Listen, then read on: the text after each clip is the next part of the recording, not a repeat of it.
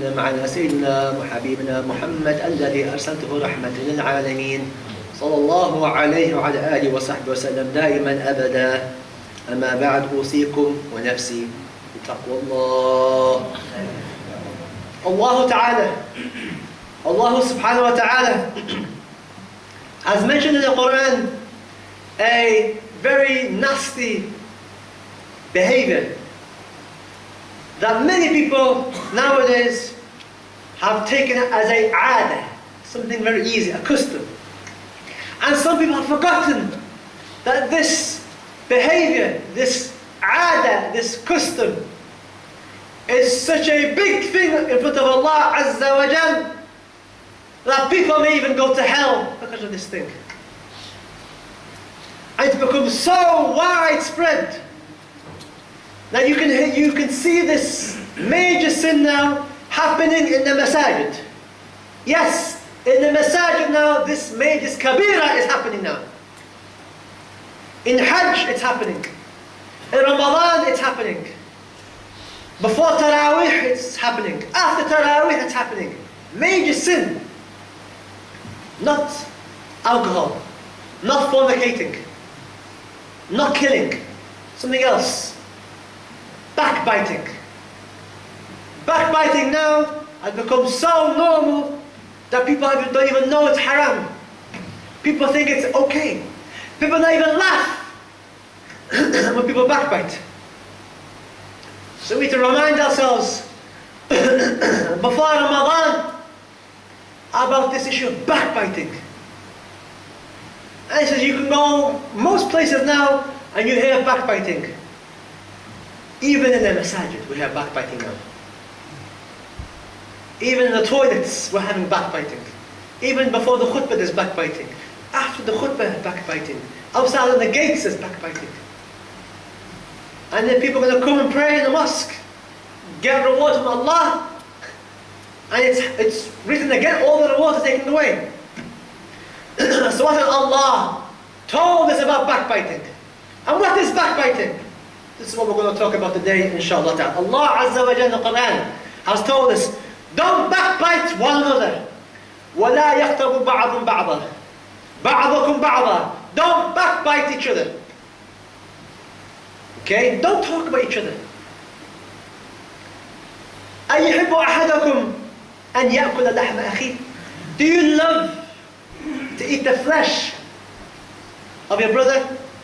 If somebody today said, come to my house, I'll make you some food, and he gave you a plate of meat, and you asked, what kind of meat is this? And he says, this is my flesh. This is my arm. So I cut my flesh, I give it to you. What are you going to say? What are you going to say? But Allah doesn't stop there. Allah says, Maytan, your brother, your own brother, his flesh, and he's dead. Even worse, your own brother who's close to you, eating his flesh, and he's dead, his dead flesh.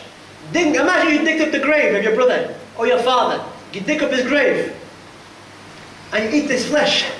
That's crazy. This is what you're doing. This is the reality when you talk about somebody behind his back. You're eating his flesh. And you think you're going to come to Ramadan and fast. And you're eating the flesh of people. And you think, mashallah, your Taraweeh is going to help you. And your stomach is full of flesh. Backbiting people. Backbiting people's wives. Backbiting people's daughters. In the hadith narrated by Ahmad ibn Hanbal, the Prophet was made aware of two women who complained of they had problems in their stomach. And the Prophet called them to me. And the Prophet told them to vomit. To self-induced vomit. Make themselves vomit. And the Prophet told bring a container. Let them vomit into the container. Sallallahu alayhi wa sallam. These two women, they vomited what was in their stomachs. And the Sahaba were shocked. What's inside? Rice? Chicken? Bread? Beef? No, none of these things. What's inside? What's the causing the pain in their stomachs? What did the Sahaba see? The Sahaba, by their own eyes, we saw the flesh of people, human beings. Cannibalism. But these women did not eat people. And the Prophet explained what they used to do was this. This is what they used to do. This is what caused the harm in their stomachs. They used to sit once a day in a gathering in someone's house, and they'd be talking, and they'd be talking, and they'd be talking. Not about Allah, not about Rasulullah, not about their children, not about Salat al-Fajr that they missed, not about how to wear the hijab correctly for their daughters, not about how do we make the most of Ramadan. La la la la la la. They just talked about their neighbors. They talked about other people's wives. They talked about other people's daughters. They talked about other people's sons. That's all they did. They just talked. Gossip over some tea, as they say. And what happened? Is that they were eating the flesh. Eating the flesh. How many of you here, their stomachs are full now of flesh? You think about this. How many of you sitting now, their stomachs are full of flesh? Of maybe someone's son, someone's daughter, someone's wife, the person next to you. How many people's are بطونهم مليان? Their stomachs are full of flesh. Sitting in the Jum'ah, MashaAllah alayk. Stomach full of flesh. This is the reality, wallahi. This is not make-up stories. This is not some fairy tales. These things happened. We mentioned in Al-Isra al-Mi'raj, the Prophet ﷺ saw people with nails scratching their faces, mutilating themselves, killing themselves over and over again. Why? Because they're talking about people, backbiting people over a joke. So what is backbiting? Backbiting, as the ulama have said, is ذِكْرُكَ أَخَاكَ, to mention something about your brother that if he was to hear, he would dislike it. Something that you couldn't say to his face, generally speaking. You know, if you talk about somebody and that person comes into the masjid or comes into the house and you go quiet, that's haram. That's backbiting right there. Something that you don't want him to hear. You feel embarrassed for him to hear. And not only, mashallah, we have many people who are, mashallah, ashab al-fitnah, nothing to do, shayateen, who will come and bring you the news. Bring you the news. You know, so-and-so, he said about you this. You know, so-and-so said this about you. You know, so-and-so, kallam alayk. قال كذا وكذا. He said this about you. And they'll come as angels. أخي أنا أحبك كثير. لكن أنا هذا كلام مش تمام عليك. وأنا أحترمك كثير. Oh brother, I love you so much. I'm just telling you what they're saying about you. Let me tell you what to do. Because this is a shaitan. Yes, this person, الذي ينقل الكلام إليك شيطان. أو شيطانا. Why? Because he's doing what's known as النميمة. We have ghiba, backbiting, we have namima. Backbiting is mentioning something about your brother or sister that they would not like. Even if you're joking. Even if it's true. The Prophet ﷺ, the Sahaba said, Ya Rasulullah, even if it's true, we're not lying. We're telling this is what we know about these people. Even if it's true, don't say it. Don't talk about people. Keep them up shut.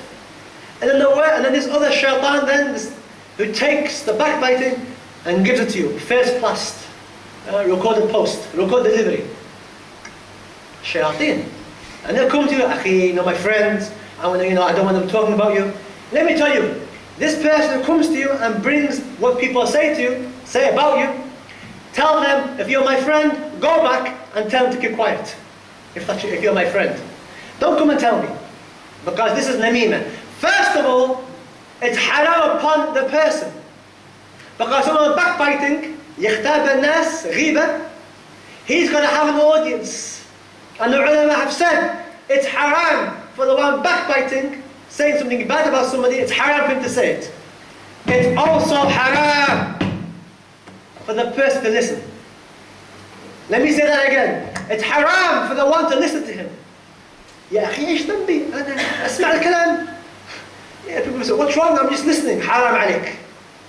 حرام عليك. Why is it haram? Because if he doesn't have an audience to speak to, he's not going to talk. You're half the problem. Because you're giving them an audience. If she hasn't got anybody to speak to, if he doesn't have anybody to speak to, he's not going to talk. So half the problem is people not listening. Half the problem is people wanting to listen. ما شاء الله. ثم ايش حصل بعد هذا؟ Oh, تمام. Oh, عجيب. So that's how people are today. Want to hear more gossip. If you hear backbiting, say أخي هذا حرام. عفوا. نحن في المسجد. We're in a mosque. We're outside. It's haram.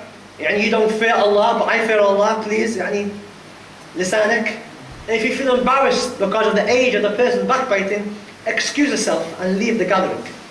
Leave the gathering. No point in daring your heart. But this one who brings the news and tells you what people are saying, this is a shaitan.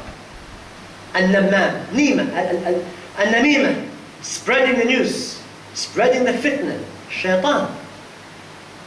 And then Ramadan comes and these shayateen are working hard. Shayateen al-ins wal-jinn. The shayateen of the jinn are locked up, alhamdulillah. But then the other problem is the shayateen al-ins. The devils amongst us, who like to backbite. He may be praying, mashallah, but like to backbite. He like to spread gossip, like to talk about people's wives, or talk about people's children. No one's children are perfect. No one's wife is perfect. No one's father is perfect. But some people, that's all they like to do. Talk. And let me tell you something that I was told by some of the ulama. Give me a person who backbites, who's known for backbiting. A person who's known. بيته مشهور بالغيبة. Give me one house and then look at the house. And see the state of his household. Are you going to see salah? You can see problems. You're going to see many problems. His own household is a house of mashakil. House of problems. House of fadayah. House of mashakil. Nothing good in his house. He's too busy looking at other people's houses. He's forgetting his own house. Busy yourself with getting your children for Fajr. Busy yourself with your daughter wearing the hijab. Busy yourself with your children connecting themselves to the Prophet sallallahu alaihi wasallam. Busy yourself with tarbiyat al-awlad. This is more important. Tarbiyat al-awlad al-akharin. ما لك شغل فيها. That's not your problem. You're not the imam. You're not the shaykh to talk. If there's no maslahah, keep quiet. Think about your wife, your own children, and if your wife is known for talking a lot, and let's be honest, some of our wives like to talk, and they're well known for talking, go and tell her, listen, keep your mouth shut. Please, keep your mouth shut. Because you're making my reputation bad. Because people are going to look at you and not being a man. People are going to look at you and say, you can't, your wife is talking so much, where's the husband? As he's saying, the man is underneath the tongue of his wife. And you can read into that what you may. But please, backbiting. What's the point of you fasting in Ramadan and you are feeding yourself silly, crazy on people's flesh? What's the point? So be careful. So before you want to talk about somebody, think, what I'm about to say, would he like it or not? That's simple. What I'm about to say about the person, would he like it? Could I say it to his face? And the best thing is talk nice about people. Just talk nice, nothing. And you can't talk nice, as-samt. Just keep silent, remain silent, inshallah ta'ala. It's better for you and better for me because unfortunately now, this backbiting now is common amongst people. Common in the masajid. Ya Allah. In the house of Allah, you're going to backbite. Would you drink alcohol in the masjid? Tell me, would you come and drink alcohol? Would you do zina in the masjid? No, you wouldn't. So why are you backbiting in the masjid? Why are you backbiting in the gates? Why are you backbiting outside? Why are you backbiting even on the phones now? WhatsApp and Facebook and Twitter, backbiting. وسائل كثيرة للفساد. SubhanAllah. So, and one last thing before we finish about this backbiting, that on Yawm al-Qiyamah, what's going to happen? Your stomach is full of flesh. That's half the problem. On Yawm al-Qiyamah, if you've talked bad about anybody, even a joke, even if it's true what you're saying, then the person on Yawm al-Qiyamah who you've spoken bad about will grab you on Yawm al-Qiyamah. Ta'al. You said this about me. You spoke about my wife. You spoke about my children. You spoke about me. You said these things. You made lies about me. And some of the things you talked about are true, but it's still ghibah. And then what? Give me your rewards. Your salah, give me it. Your fajr, I'm going to take it. Your hajj, I'm going to take it. Your tarawih, I'm going to take it off you. Your fasting, I'm going to take it. All that ibadat, your charity, your wealth, your sadaqah, I'm going to take it. Why? This is compensation. This is the debt. And you're going to keep on taking and taking and taking from you. And if you're known for backbiting too much, if you're known for talking too much, you can be bankrupt, muflis, bankrupt on Yawm al-Qiyamah, giving away your deeds. And that's why some of the ulama, Hasan al-Basri, has said, if I'm going to backbite anybody, I'm going to backbite my mother. Why? I'll give her my good deeds. Anybody deserves my good deeds, it's my mother. That's what he said. May Allah free al-Basra from the tyrants, inwardly and outwardly, inshallah. Last thing, inshallah, that Ramadan is very close. And alhamdulillah, we have to give shukr. Some of our brothers very generous that they I've said they're going to pay some of the days of Ramadan for the people to break their fast. MashaAllah. And we thank these brothers and these communities who don't want to be thanked. They've given money, said Bismillah, this is the taftir as-sa'im in Ramadan, this is the food for them, inshallah. A lot of days have gone, a lot of days remain. And if you want to know how much for one night here, we're looking at approximately 300 to 350. 300 pounds to 350 pounds a night. Anybody wants to give, let's say there's 2 or 3 people, so I'll give 100 pounds, I'll cover one night. Or if you can cover one night, say here, speak to Akhuna Subhi, who's the treasurer, who sits here in the front, or come to the office, inshallah, and say, I'm in here. Why? Why should you pay? Why? Because we need it? Because people need to be fed? People need a home. It's for you. It's for you. It's the ajr you're going to get in Yawm al-Qiyamah. Because all these people you're going to help, feed, you'll get the reward, inshallah. And Ramadan, 10 times the reward. So we want to make some business. Some people like to make business, make money, invest. If I invest £1,000 here, in 5 years I'll make £10,000 plus my money back. Make some investment in the akhirah. Make some investment in heaven. We're only £300 a night. Some of our brothers like to spend £300 in the weekend, clothes, and so forth. Not much in reality, for those who can afford. And tayyib, if you can't afford it, there's approximately maybe 400, 500 people here today. Tayyib, do the maths. If you gave £1, work it out, £400 there. But some people don't like to give, and some people don't have. Like £1. We know that the state gives benefits to people. Okay, some people can't afford, but some people work. £1, you can't give £1 for your akhirah. And for those who want to give one night, and some of our brothers have, and some of them, I'll be honest, they could use the money themselves. But they've said, because of the khutbah what you said, and encouragement, Bismillah, Ramadan. Don't think your money will decrease, your money will increase. The barakah will increase, inshaAllah ta'ala. Give a bit of money. If you've never, ever dropped a pound in a box in this masjid, what does that say about you? Really, what does that say about you? So, Bismillah, the reward is for you, inshaAllah ta'ala. And more than likely, next Jum'ah, inshaAllah, we will give out the timetable for Ramadan. And inshaAllah, more than likely, that next Jum'ah will be the last Jum'ah of this month. And then, inshaAllah, we will enter into Ramadan. So next khutbah, inshaAllah, we'll talk about the aspects of Ramadan, al-masail of Ramadan, and things to do with Ramadan, how to protect our fast, inshallah. If you've got any days of qada to make up, you or your wife, any days of Ramadan from last year you have made up, make it up please, inshallah ta'ala. عباد الله اعلموا أنه لا نفع للإنسان في هذا الزمان